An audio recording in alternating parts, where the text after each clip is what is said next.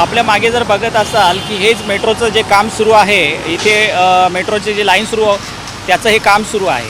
महाराष्ट्र शासनाच्या माध्यमातून हे टेंडर देण्यात आलेलं आहे एफकॉन्स इन्फ्रास्ट्रक्चर कंपनीला आणि त्यांच्या माध्यमातून ही सगळी खोदाई केली. जर आपण बघितलं तर भिवंडीची जी हद्द सुरू होती, कशेळी झालं, कोपर झालं, काल्हेर झालं, अंजूरपेटा झालं, रानळ झालं किंवा इथपर्यंत जे आपण आता उभे आहोत नारपोली इथपर्यंतची जी खोदाई झालेली आहे, ही खोदाई करताना या कंपनीने कुठल्याही प्रकारची रॉयल्टी काढलेली नाही, कुठल्याही प्रकारची परवानगी घेतलेली नाही आहे.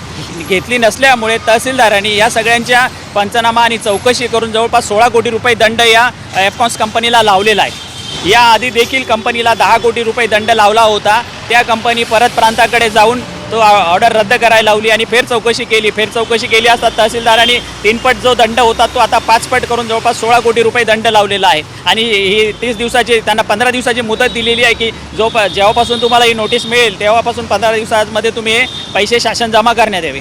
जर महाराष्ट्र शासनाच्या माध्यमातून तहसीलदार किंवा प्रांत कार्यालय यांनी ही जी त्यांना 15-16 कोटीची नोटीस काढलेली आहे आणि हे जर समजा महिन्याभराच्या आतमध्ये त्यांनी जर हे पैसे भरले नाही आहे तर महाराष्ट्र नवनिर्माण सेना या आंदोलन करून ह्यांच्या मागेच लागणार आहे. जोपर्यंत हा जो पैसा आहे जो सर्वसामान्य जनतेचा पैसा आहे तो या कंपनीच्या माध्यमातून शासन जमा करण्यास भाग पडणार आहे. यापूर्वीही एफकॉनला या बाबतीत दंड झालेला होता, त्याविरुद्ध त्यांनी अपील केलं होतं.